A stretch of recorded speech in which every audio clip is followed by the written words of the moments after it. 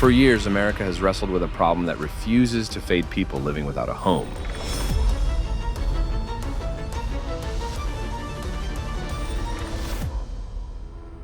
Every city carries its own quiet ache where forgotten faces disappear into the hum of daily life. Despite countless promises and well-meaning efforts, the crisis only sinks deeper. The problem is working class people don't get paid living wages. Minimum wage is not a living wage. Even if you work full time, it doesn't equate to the amount of money you have to spend just to pay rent, let alone your food and your clothing, all the other stuff that you need. This isn't merely about poverty.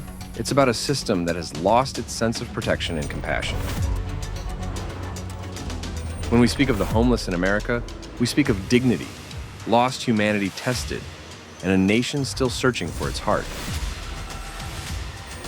And in the end, we must ask, how can a country so strong, so full of promise, leave so many without a place to belong?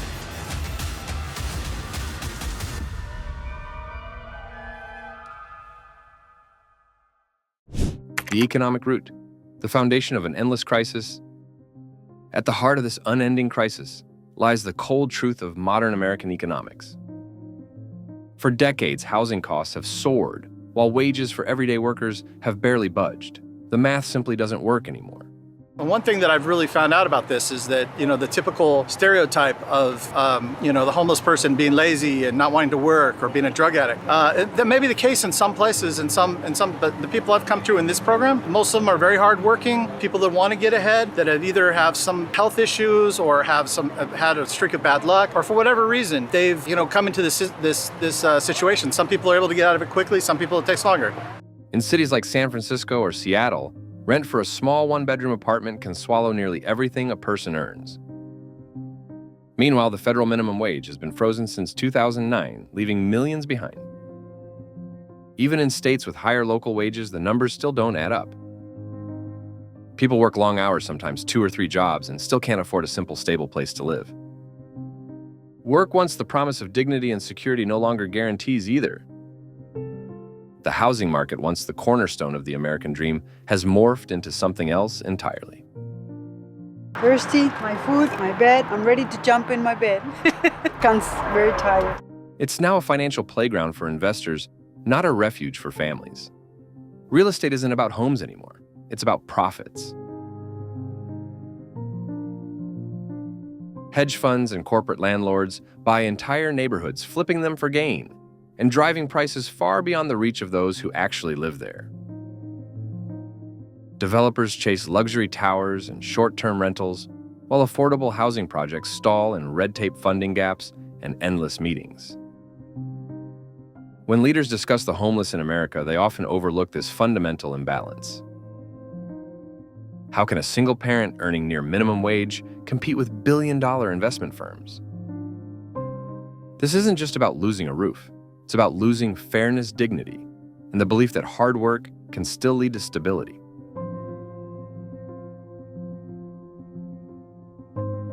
And then comes inflation.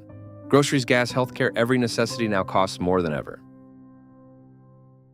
Millions of Americans walk a tightrope, one paycheck or hospital bill away from losing everything. When the safety net is this thin, it doesn't take much for an entire life to collapse.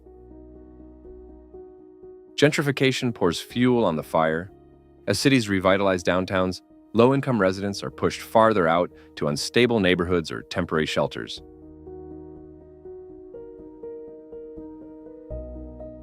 Each forced move triggers another fall, creating a chain reaction that ends with more people on the streets. Yet instead of tackling root causes, some cities measure success by how quickly they can clear encampments, as if hiding the problem somehow solves it. So the question remains, what happens to a nation when property becomes more valuable than people?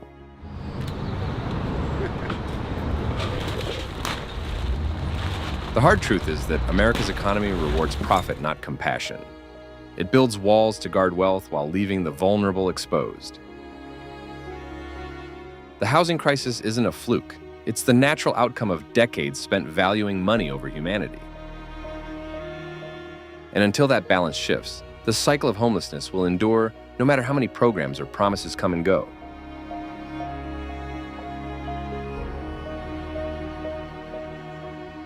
I've been on a wait list for housing for like over a year now, a little over a year, and I'm still waiting to hear back.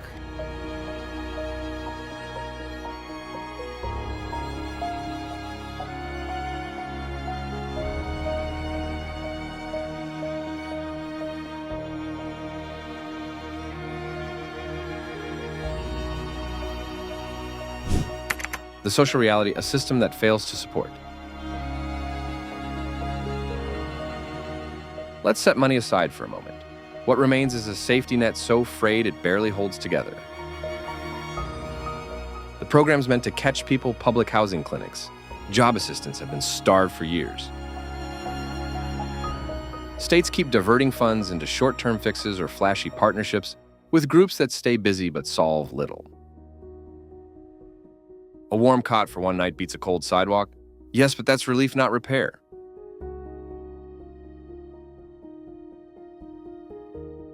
Picture this, you sleep in a doorway, no address, no phone, maybe no ID. Now try filling out forms online. On what device the system demands the impossible before offering help. Shelters come with rules, curfews, no pets, no couples. They make sense on paper, but feel like confinement on the ground. A man won't abandon his dog.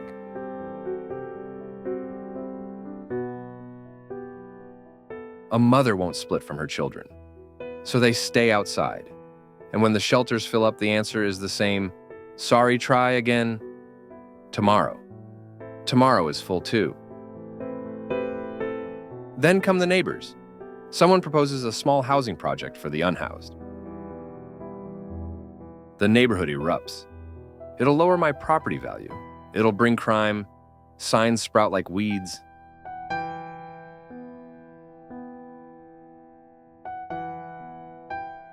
Meetings stretch on. Nothing gets built.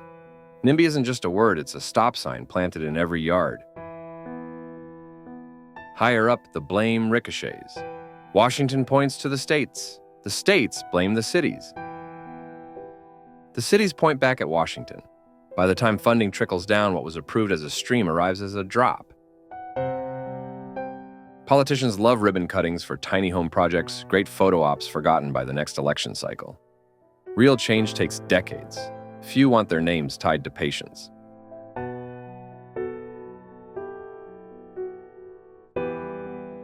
Here's the hard truth: we've stopped seeing each other.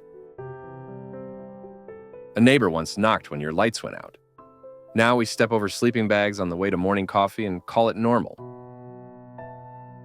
We donate coats at Christmas, feel warm for a day, then forget by spring. That's kindness on pause, pleasant but powerless. Why do we accept tents under bridges the same way we accept potholes? Both can be fixed. Both get patched.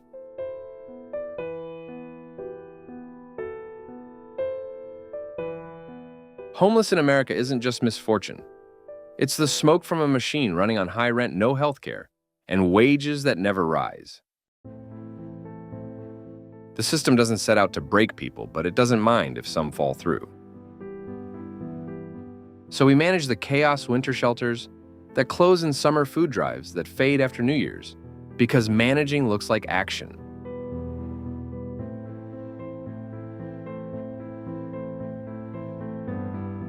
Fixing would mean admitting the whole structure is bent. That's the quiet heartbreak a country that lands rockets on the moon still can't keep a veteran off a heating grate. We've learned to live with the pain like a bad knee step wince walk-on. And every tent, every cardboard shelter is a reminder the promise cracked long ago and we're still pretending it holds.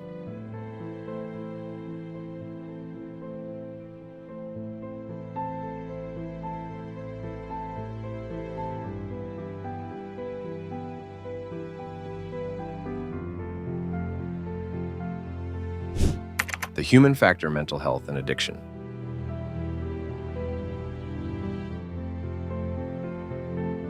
If the economic and social systems form the visible skeleton of this crisis, then mental illness and addiction are its troubled heart.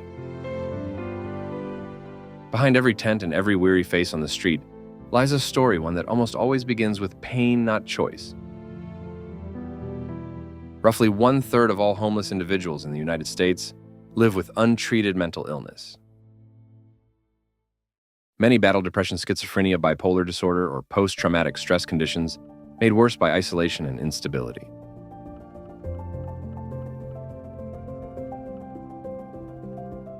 For decades, America has treated mental health as an afterthought, something optional rather than essential. When state hospitals were defunded in the 1980s, thousands were released without treatment or housing plans. Many never found their footing again, and the streets became their wards. The system has been trying to catch up ever since, but it never truly has. Addiction deepens the tragedy. What began as an opioid epidemic in rural towns now stretches across every city and suburb. Fentanyl, methamphetamine, and heroin have claimed hundreds of thousands of lives, leaving countless others dependent, desperate, and discarded. Without access to rehab or long-term care, relapse becomes the rule, not the exception. When we see someone high or hallucinating in public, it's easy to turn away. But what if that person once had a home, a family, a steady job? What if that person wore a uniform and served their country? The homeless in America are not a separate species, they're citizens who fell through cracks that keep widening.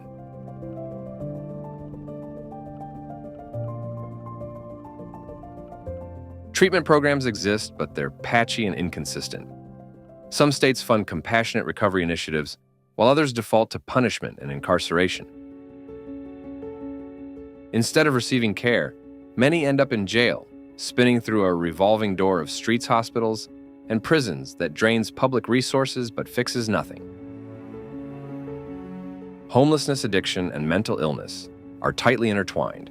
None can be solved in isolation. Yet the U.S. healthcare system remains fractured, dominated by private insurance, crippled by high costs, and riddled with coverage gaps that leave millions without help.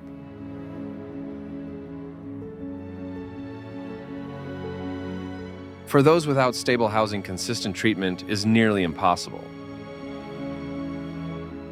The cruel irony. It's often cheaper to provide housing and therapy than to fund endless emergency room visits, arrests, and incarcerations. And yet policy after policy keeps choosing punishment over prevention.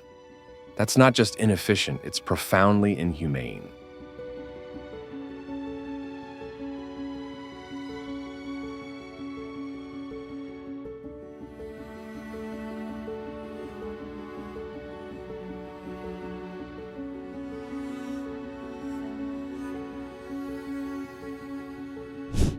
The political maze when power divides instead of heals. To understand why homelessness endures, we must also look at the political machinery that governs America. The nation's federalist system, where power is split among federal, state, and local governments, often breeds confusion and fragmentation. Each layer of government has its own programs, funding, rules, and bureaucratic barriers. There's no unified national plan, only a patchwork of policies that overlap, contradict, or compete with one another.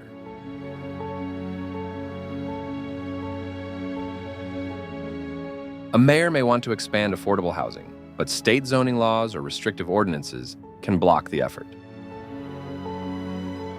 A governor may announce a bold initiative, but federal funding might arrive too late or come tangled in red tape. Politics, too, turns homelessness into an ideological battleground.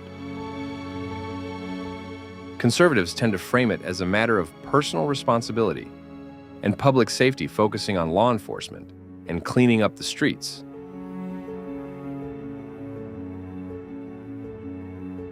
Progressives argue for compassion, emphasizing affordable housing, mental health care, and universal access to health care. Both sides claim moral ground, yet genuine progress remains elusive because compromise rarely survives election season. And looming over it all is the influence of money. Real estate developers, corporate landlords, and lobbying organizations pour millions into campaigns to safeguard their interests.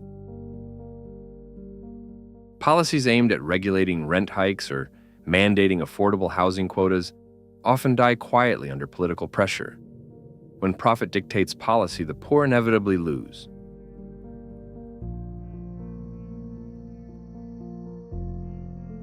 Funding, too, fluctuates with every administration. A program that thrives under one president might disappear under the next.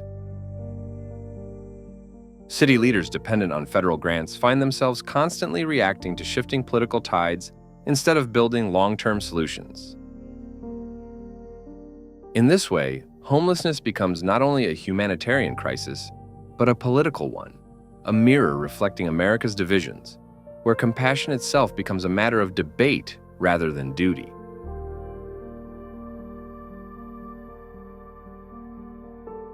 What's missing is continuity, a shared moral commitment that transcends party lines and election cycles. The issue is far too vast for one city, one governor, or one term in office to resolve. It demands a national moral consensus, a collective understanding that every citizen, no matter their past, deserves the dignity of a home. Without that, every solution will remain temporary, fragile, and political.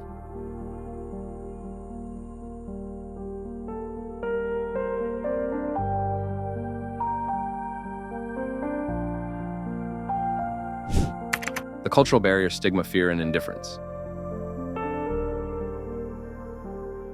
The toughest wall isn't made of concrete or policy, it's the one built inside our own minds.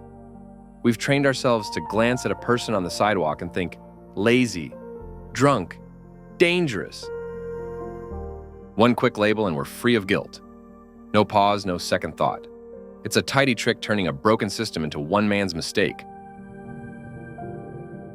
But walk a mile in those shoes. Veterans who returned home missing more than limbs, grandmothers whose social security vanished when rent climbed.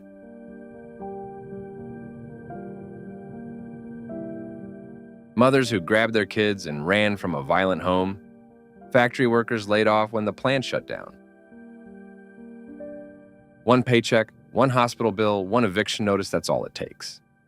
Homeless in America isn't always a slow fall. Sometimes it's a sudden drop.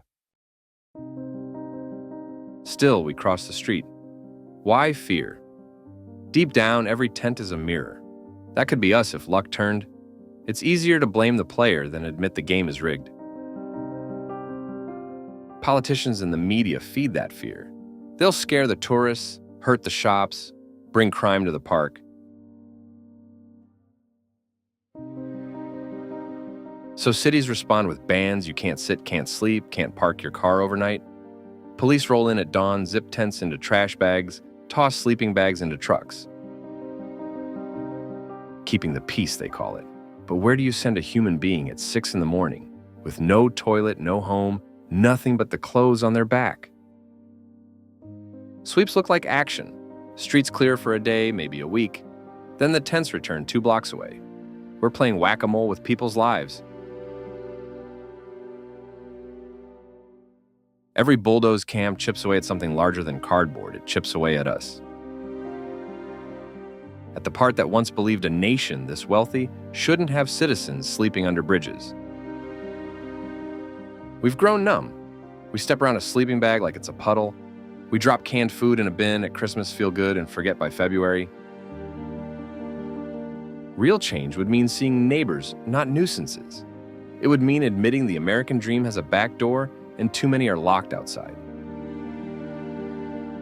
Until we stop looking away, the tents will stay.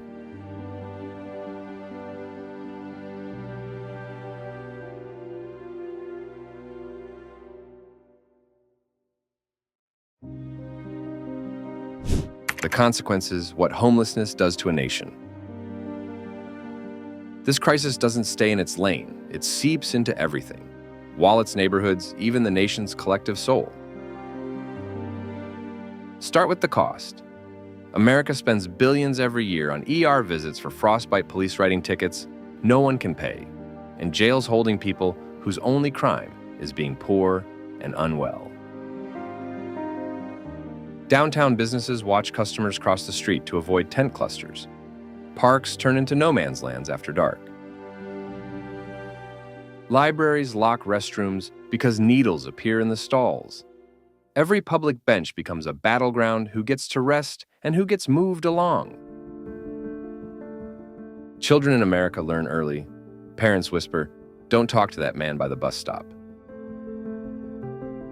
No one mentions that he might have fixed cars last year taught in a classroom or once wore the nation's uniform overseas. None of it matters anymore. Once you're on the street, you stop being us and become them. Trust thins like melting ice. Neighbors stop talking. Compassion feels like a limited resource. Everyone's afraid to spend. Somewhere along the line, we forgot how to see people as people. That's the deeper ache behind it all. America sells a story that if you work hard, you'll make it. But one glance at a veteran curled under a tarp on a cold night, and that story begins to crumble. Freedom doesn't feel noble when a night's rest depends on the weather. We call ourselves the richest nation on earth, yet children in Finland grow up knowing no one sleeps outside. Finland said give people homes first, then help them rebuild. America said fix yourself first, then maybe we'll talk about housing. So tell me which one ended chronic homelessness. Here's the quiet rot we're getting used to it. A tarp city under the overpass becomes scenery like billboards or traffic lights. We honk, we scroll, we keep driving. But the homeless in America aren't background noise. They're the alarm clock we keep hitting snooze on. Every ignored alarm widens the gap between who we claim to be and who we truly are. A nation that can split the atom, but can't split the difference between cruelty and common sense, is a nation asking questions it no longer wants to answer. Until it does, the tents will spread, the trust will fade, and the dream will keep shrinking one sleeping bag at a time.